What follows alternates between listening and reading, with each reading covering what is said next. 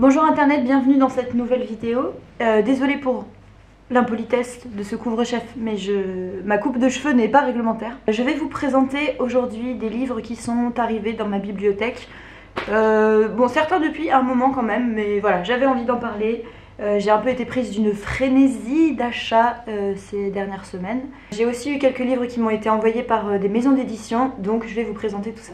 Alors tout d'abord, il y a quelques semaines, j'ai enfin acheté un livre que j'avais envie de lire et d'avoir depuis tellement longtemps. Il s'agit de Fragments d'un discours amoureux de Roland Barthes. Alors j'ai une anecdote un peu mignonne sur ce livre. Roland Barthes, c'est un philosophe et sémiologue français. C'est quelqu'un qui a été vraiment, je crois, toute sa vie animé par l'étude du langage, du discours et animé par les signes en fait de manière générale. Et il a écrit ce texte très célèbre qui est un abécédaire sur l'amour, sur le langage de l'amour, sur le discours amoureux, dans lequel il mêle, en fait pour chaque entrée de l'abécédaire vous avez plusieurs définitions, plusieurs réflexions sur la même notion, mêlant des réflexions puisées dans la littérature mais aussi dans le vécu personnel de Roland Barthes. Et j'avais envie de lire ce livre depuis des années et il y a eu un moment où il n'était plus vraiment édité. Et je travaillais à ce moment-là à la caisse d'un cinéma et en fait j'ai un collègue qui était encore à la fac à ce moment-là avec qui j'avais parlé de ça. Et en fait c'est très mignon parce qu'il allait à la... Enfin en fait il photocopiait des pages de Fragments d'un discours amoureux à la BU pour que je puisse en lire des morceaux. C'est quand même assez romanesque et mignon. Et donc j'avais déjà lu des fragments d'un discours amoureux. Ça m'avait vraiment énormément plu, beaucoup touché. Et donc je me le suis enfin procuré. Il est déjà un peu abîmé parce que j'ai commencé déjà à le lire et à le promener partout. C'est drôle parce que j'ai parlé de ce livre sur Instagram et il y a énormément de gens qui m'ont écrit pour me dire que c'était leur livre préféré. Et vraiment je comprends pourquoi. Voilà, je me prononcerai davantage quand je l'aurai avancé, mais vraiment c'est très très beau. Si vous ne connaissez pas, si vous avez l'occasion de feuilleter ça en librairie, il y a quand même de très très fortes chances que ça vous touche, que ça vous parle, que ça vous raconte des choses. Et moi en tout cas je trouve ça à la fois très beau et très intéressant. Ensuite j'ai craqué, alors là je parle juste de 3 livres que j'ai achetés récemment mais que j'ai déjà commencé voire quasiment terminé. J'ai complètement craqué pour Les dangers de fumer au lit de Mariana Enriquez. C'est un recueil de nouvelles. Mariana Enriquez, c'est une romancière argentine qui a beaucoup fait parler d'elle ces dernières années. Elle a sorti un roman et un autre recueil de nouvelles qui ont vraiment eu énormément de succès en librairie. Et son premier recueil de nouvelles, moi je l'avais vraiment adoré. J'en ai parlé en vidéo, peut-être que je mettrai un lien quelque part ou dans la description. Et donc il y a eu cette nouvelle traduction d'un autre de ses recueils et j'ai pas pu m'empêcher de craquer, notamment parce que mon ami Charles Salmassis en avait parlé dans un stream et elle en avait parlé tellement bien que voilà. J'ai craqué et donc j'ai déjà, je l'ai quasiment terminé en fait, je crois qu'il me reste 2 ou 3 nouvelles à peine. C'est génial, c'est merveilleux, enfin merveilleux. Je pense que c'est le pire, c'est l'adjectif le moins adéquat qu'on pourrait trouver pour parler de ce que fait Mariana Enriquez et de ce recueil en particulier. C'est horrifique, c'est du fantastique horrifique sur fond de... Comment dire ça, sur fond de bidonville et sur fond de noirceur. Alors tout ne se passe pas en Argentine, il y a notamment une nouvelle... Oh là là, horrible, pleine de fantômes terrifiants qui m'a un peu empêché de dormir, qui se passe à Barcelone. Et bref, j'en parlerai plus longuement bientôt, mais j'ai vraiment adoré, je recommande à fond. Mais pour l'instant, en tout cas, j'adore, j'ai qu'une hâte de lire la suite et je suis quand même contente d'avoir craqué. Et grand bien m'en a fait parce que en lisant ce recueil, je me disais ce serait quand même vraiment bien que je lise un jour le roman de Mariana Enriquez qui s'appelle Notre part de nuit. Mais c'est un roman très long et j'avais un peu d'appréhension à me lancer. Mais c'est maintenant chose faite parce que le roman est ressorti en poche, le voici. Et en fait il m'a été envoyé en service presse par les éditions Point, que je remercie vraiment beaucoup. Et donc là on est toujours dans un univers qui est horrifique, surnaturel. Pareil avec beaucoup de dénonciations, enfin là le livre prend place dans les années 80 en Argentine qui étaient des années extrêmement troubles. Et voilà, c'est quelque chose qui est sur fond de société secrète, occulte. À base d'invocations, de possessions, de fantômes, de choses comme ça. J'ai quand même déjà pas mal avancé, j'en suis à la page 230. Et alors, L'univers, le propos, tout ça me plaît énormément, mais franchement, là j'ai quand même beaucoup plus de réserve sur cette forme plus longue, notamment parce que là je sors vraiment de ma zone de confort en termes de style. Le style de Mariana Enriquez, en tout cas dans ce texte-là, c'est vraiment pas mon truc. Mais voilà, j'en reparlerai plus tard. En tout cas, il est arrivé dans ma bibliothèque grâce aux éditions Point, à qui je dis un très grand merci. Justement, pendant que j'étais en train de lire ce livre, j'ai passé du temps avec des amis, et notamment avec un ami, avec qui on a un peu parlé de littérature et avec qui on parlait voilà, de littérature qui aborde les thématiques de l'occultisme, de surnaturel, de fantômes, de spiritisme et de choses comme ça. Et en fait lui il m'a dit que son auteur préféré de la Terre c'était Huysmans, un auteur français de la fin 19e, début 20e, et que notamment il avait vraiment beaucoup aimé un texte de Huysmans qui s'appelle Là-bas. En fait Huysmans a écrit une série de livres dans lesquels on suit un personnage qui est un peu une sorte d'alter ego de Huysmans, et à travers cette série de livres il raconte un peu toute une découverte de la spiritualité et finalement ce qui va devenir la conversion de l'auteur au catholicisme. Pour l'instant je sais vraiment peu de choses, mais ça a l'air vraiment très intéressant. Huysmans c'est un auteur dont j'ai entendu parler depuis vraiment longtemps et ça m'intéressait beaucoup de lire du décadentisme, de lire aussi enfin voilà, ces auteurs qui se sont un peu, qui d'abord se sont sentis très proches du naturalisme puis qui s'en sont éloignés. Et en fait mon ami m'a parlé de Là-bas parce que c'est un texte dans lequel Huysmans va raconter des séances de spiritisme, ce qui était très en vogue au 19e, et donc il va s'inspirer de choses qu'il a vécues, mais il va aussi parler de satanisme et de choses comme ça. Même si c'est le deuxième de la série, j'ai envie de commencer par celui-ci parce que les thématiques m'intéressent, et pourquoi pas ensuite découvrir un peu plus Huysmans. Mais voilà, j'ai très hâte de lire ça, et en plus apparemment il y a vraiment aussi une écriture du Paris de la fin du 19e qui a l'air vraiment très intéressante, et j'ai vraiment hâte de me plonger là-dessus et lire les auteurs préférés des personnes qu'on aime bien. Je trouve que c'est cool, en tout cas moi ça m'enthousiasme beaucoup. Et d'ailleurs dans la continuité, je vous présente juste un livre de ce book haul que je n'ai pas encore physiquement parce qu'il est actuellement en route vers moi.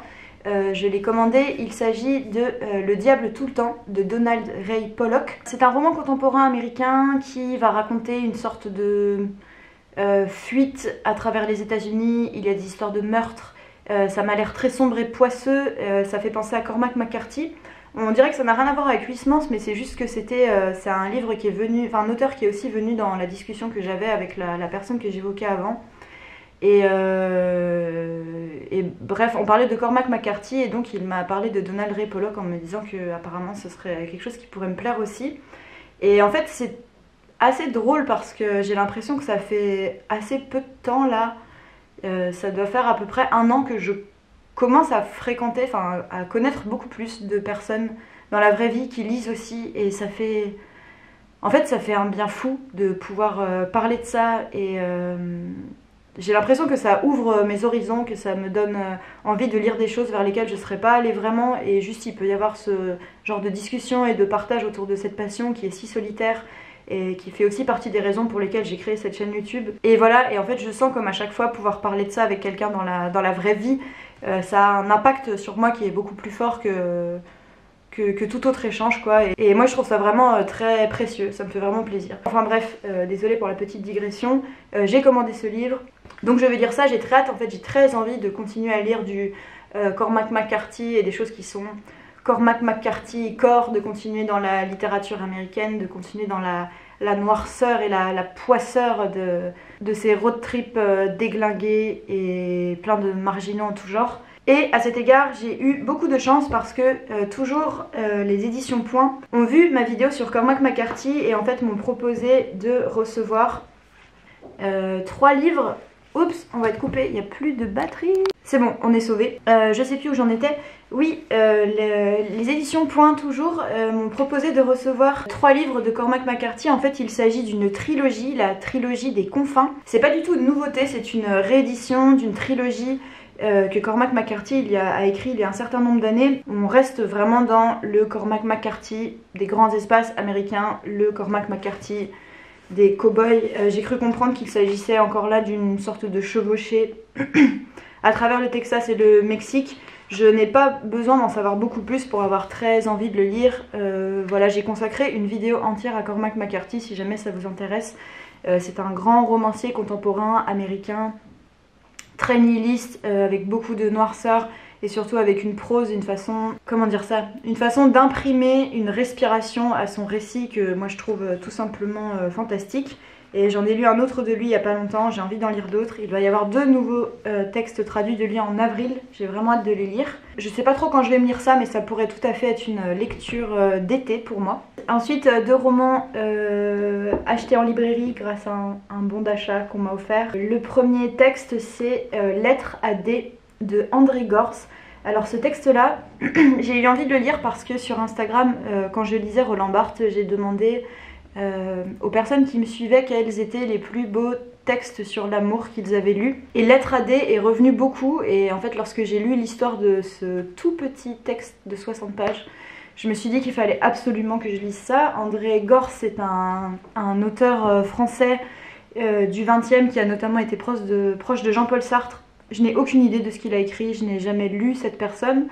Mais en fait dans Lettre à D, il adresse une lettre à sa femme avec qui il a vécu pendant 58 ans. Il lui écrit cette lettre alors qu'elle est très malade. Et en fait c'est une lettre d'amour sur voilà, toute cette plus que moitié de siècles qu'ils ont passé ensemble. Et en fait il faut savoir qu'elle était vraiment très malade. Et à peine quelques jours après la parution de ce texte, André Gors et sa femme ont écrit des lettres à leurs amis et ensuite ils ont choisi de mettre fin à leur jour ensemble parce que sa maladie à elle faisait qu'elle souffrait énormément et qu'elle allait mourir de toute façon et que lui n'envisageait pas la vie sans elle.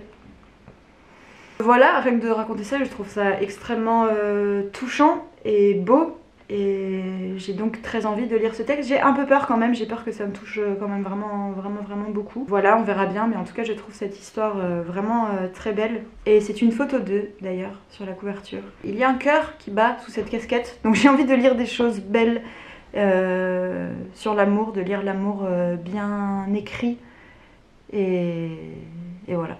Ensuite, absolument rien à voir, la submersion du Japon de Sakiya Komatsu. Ce roman a été un best-seller absolu au Japon. Tout est dans le titre en fait, c'est un roman d'anticipation dans lequel l'auteur imagine quelque chose qui pourrait réellement arriver dans la vraie vie, c'est-à-dire la submersion du Japon par les eaux, qui pourrait arriver en raison de proximité avec des plaques tectoniques, enfin les mêmes raisons qui font que le Japon est fréquemment frappé par des tsunamis, par des tremblements de terre et ce genre de choses. C'est expliqué par des schémas très pédagogiques que je n'ai pas encore consultés, donc je serais bien en peine de vous expliquer.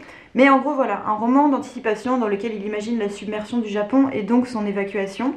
C'est un roman qui a été très vendu et on comprend pourquoi, puisqu'il permet aux Japonais et aux Japonaises de peut-être imaginer quelque chose qui pourrait potentiellement leur arriver. J'ai trouvé ça à la fois glaçant et en même temps très intéressant de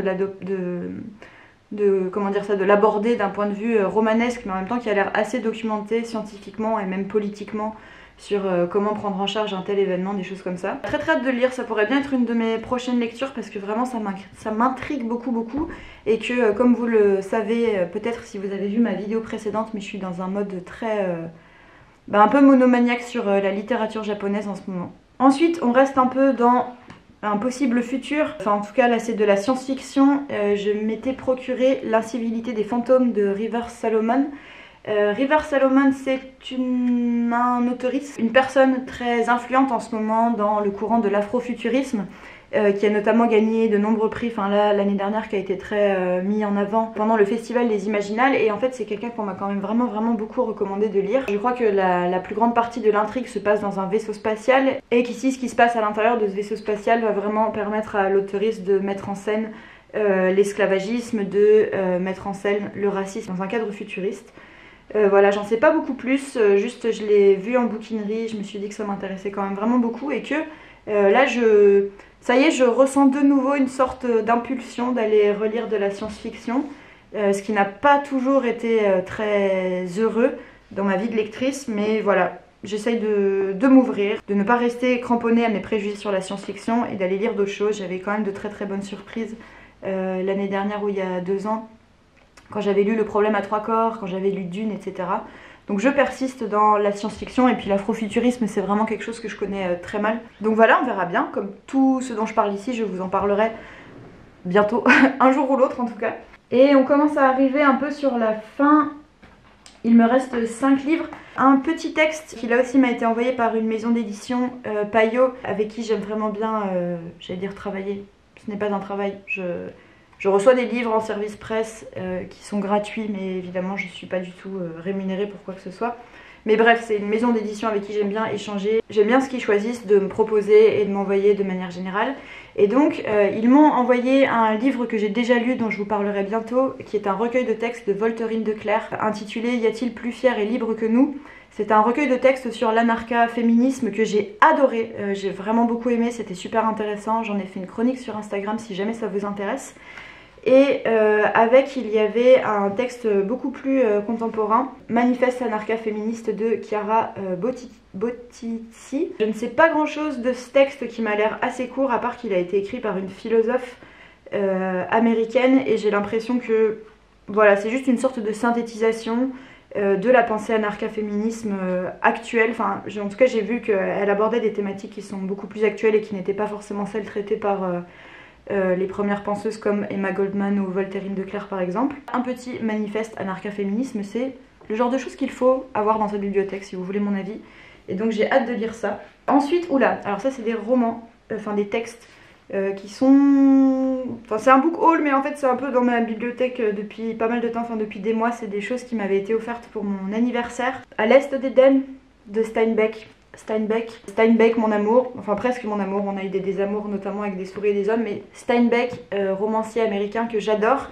Et donc à l'Est d'Éden, ça fait partie de ces grosses sagas familiales, de ces grosses fresques, un peu comme Les raisins de la colère. J'ai très hâte de lire et en même temps j'ai peur parce que Les raisins de la colère, ça a été une rencontre si forte pour moi que j'ai sans cesse peur d'être déçue. Mais voilà, je crois que celui-ci aussi fait quand même vraiment partie d'œuvres qui ont été tellement appréciées, tellement étudiées, qui ont été adaptées au cinéma également. Je pense que ça va être très très bien, j'attends juste le bon moment pour le lire parce qu'en plus c'est vraiment très très long, c'est un gros pavé. Mais j'ai hâte et je sais qu'à un moment je serai heureuse de retrouver Steinbeck. Et j'aime bien cette édition avec cette peinture de Hopper qui est vraiment très belle quoi. Bref, voilà, Steinbeck, amour, amour, amour, amour. Et pour mon anniversaire, j'avais aussi reçu un livre, alors ça c'était très inattendu. C'est mon ami Tristan qui m'a offert ça. Tristan, si tu passes par là, je te fais un bisou. Qui m'a offert Le Chaos de Pier Paolo Pasolini. J'étais assez étonnée parce que Pasolini c'est vraiment quelqu'un que je connais très très mal. J'avais lu, et c'est marrant, c'était quelqu'un qui m'avait offert ça aussi, j'avais lu un recueil de poésie de lui il y a quelques années que j'avais beaucoup aimé. Je connais un petit peu ses films mais pas trop, et je connais pas trop Pasolini, mais en même temps c'est quelqu'un qui m'intrigue un peu. Et en fait là je pense que ça va être un peu l'occasion de plus me familiariser avec lui parce que Le Chaos en fait c'est un recueil de textes qu'il a écrit dans une revue en 68, et cette rubrique s'appelait Le Chaos, et en fait il y explique ses positions sur un peu tout un tas de thématiques qui étaient très discutées et très polémiquées à la fin des années 60 en Italie. Je crois comprendre aussi qu'il parle pas mal de cinéma et de littérature, et enfin bref c'est plein de petits essais un peu journalistiques. Ça a l'air vraiment super intéressant. Si vous connaissez un peu plus Pasolini, s'il vous plaît, n'hésitez pas à me dire ce que vous avez pensé de ce texte ou ce que vous me conseillez de lire, ça m'intéresse beaucoup. Et voilà, et encore une fois, je reviens là sur quelque chose que j'ai dit, mais quel plaisir de lire et découvrir des choses grâce à ses amis. C'est vraiment très précieux. Et je sais pas pourquoi, je sais pas trop d'où ça vient. C'est sûrement complètement infondé, mais j'ai comme un peu une sorte de méfiance quand même avec Pasolini. Je sais pas s'il a pu sortir un peu des dingueries ou des choses... Bon, je sais pas, on verra bien. Je crois savoir quand même que Pasolini c'est un personnage assez sulfureux, enfin en tout cas il a évidemment réalisé des films assez sulfureux comme son adaptation de Salo et les 120 jours de Sodome. Mais voilà, ça me dit vraiment bien de le découvrir avec ce recueil de textes, je pense que ça va être vraiment très intéressant. Et ensuite les deux derniers livres, pas des moindres, ce sont deux gros pavés. Le premier c'est Le Château de Hurle de Diana Wynne Jones. Bon là je sais pas si ça a été très... visible, mais je lis beaucoup de choses quand même extrêmement noires, extrêmement poisseuses, extrêmement violentes, et de temps en temps je fais comme une sorte d'overdose et j'ai besoin d'un coup de sauter dans un cocon un peu de douceur et de good vibes, et aussi de faire comme des sortes de petits retours à l'enfance en quelque sorte. Ça m'arrive une fois de temps en temps, et dans ces cas-là j'aime bien avoir quelque chose dans ma bibliothèque qui... Voilà, d'un coup un petit safe space pour recharger mes batteries. C'est un roman jeunesse, enfin c'est le premier tome d'une trilogie jeunesse qui en fait a donné lieu à l'adaptation de Miyazaki, Le Château Ambulant, qui est un Miyazaki comme beaucoup de personnes, je pense que j'aime beaucoup, et donc voilà, découvrir le roman qui l'a inspiré, me mettre un peu dans cette vibe, dans cet univers, en écoutant des musiques lo-fi, Ghibli. Voilà, de temps en temps, c'est tout ce dont on a besoin, et voilà, et ce sera la chose faite grâce à ce livre. Et le dernier livre de cette sélection, alors là, c'était vraiment une grosse surprise parce que c'est un livre que j'ai commandé d'occasion, et je ne m'attendais pas du tout à ce que ce soit une telle brique. Je sais pas si vous pouvez percevoir le poids de ce truc, ça m'a vraiment beaucoup surprise. Sigrid Undset, c'est une autrice norvégienne qui a gagné le prix Nobel de littérature, et l'année dernière, une abonnée que je remercie très fortement m'avait offert Vigdis Lafarouche, et j'ai lu Vigdis Lafarouche il y a quelques mois, il y a quelques semaines, et j'ai adoré. Je ne peux que me joindre au cortège de louanges qu'il y a eu sur ce livre. C'est un roman médiéval, inspiré des sagas islandaises médiévales, parce que Sigrid Undset c'est une autrice contemporaine, mais elle écrit des romans qui s'inscrivent dans un univers médiéval et qui s'inspirent beaucoup de textes anciens tels que les sagas islandaises médiévales, bref. Et j'ai absolument adoré ce texte qui est brillant, qui est merveilleux. Et à la dernière page, j'avais simplement envie de rester dans cet univers-là, j'avais simplement envie de continuer à lire cette autrice. En me renseignant, j'ai vu que son autre grosse saga médiévale connue et qui lui avait valu une partie de sa renommée s'appelait Kristin Lavransdatter. C'est un roman qui n'est plus édité, que j'ai réussi à trouver d'occasion, et donc que voilà, un très gros pavé, mais je pense que je vais me plonger là-dedans sans aucune appréhension. J'ai l'impression que je sais à quoi m'attendre, que je sais que ça va être génial. La seule différence avec Vigdis Lafarouche, ça va vraiment être la longueur. Lire des sagas médiévales nordiques avec des personnages de femmes badass qui prennent leur revanche sur la vie, sur leurs agresseurs, sur les hommes. Je sais pas, je vois pas ce qu'on peut dire de plus pour donner envie. C'est tout ce dont mon âme a besoin, c'est tout ce dont ce monde a besoin, je crois. Je lirai ça en écoutant la BO de Skyrim et je pense que tout ira beaucoup mieux dans ma vie. Voilà, c'en est tout pour cette vidéo. J'espère que ça vous aura intéressé de voir plein de livres présentés comme ça de manière rapide. Toujours un peu bizarre mon ressenti sur les book hauls, mais bon, voilà. J'en fais un par an, je pense que c'est quand même intéressant d'une manière ou d'une autre. Et aussi, oui, j'aime bien parler en fait de la... Peut-être que ça pourrait mériter une vidéo à part entière, mais j'aime bien parler de la manière dont je cherche des livres, la manière dont je trouve des choses qui m'intéressent, la manière dont les autres m'inspirent, dont parfois je suis contactée par des gens pour lire des livres, etc. En fait, quand on a une passion, quelle qu'elle soit, qu'on ait une passion pour la musique, pour le cinéma, pour les livres, il y a toute une partie de ça qui consiste un peu à diguer, enfin à chercher des choses nouvelles en permanence, à s'intéresser, à trouver que la vie est trop courte pour tout écouter, tout voir, tout lire. Et cette espèce de chasse au trésor perpétuel et en même temps de course en avant perpétuelle, moi c'est quelque chose qui me plaît beaucoup. Enfin qui fait partie de la passion de lire en fait. Au-delà juste d'être assis avec son livre et plongé dedans, il y a toute cette partie d'anticipation de qu'est-ce qu'on aura envie de lire après, de à quoi ça nous fait penser, de comment on construit son référentiel personnel, etc. Et voilà, et je sais plus pourquoi je dis ça, mais en tout cas je trouve ça intéressant. J'aimerais bien voir aussi d'autres gens parler de ça et échanger là-dessus. N'hésitez pas à me dire ce qui vous a donné envie, et surtout aussi n'hésitez vraiment pas, si vous êtes sur cette plateforme, à me suivre sur Instagram. C'est quand même là que je partage le plus au quotidien, si jamais vous avez envie de voir mes lectures. Je poste beaucoup sur Instagram et aussi beaucoup sur Goodreads, où là je rentre à chaque fois au fur et à mesure les livres que je lis, si jamais ça vous intéresse de me suivre sur mes autres réseaux. Et puis je vous dis à très bientôt pour une prochaine vidéo. Prenez bien soin de vous.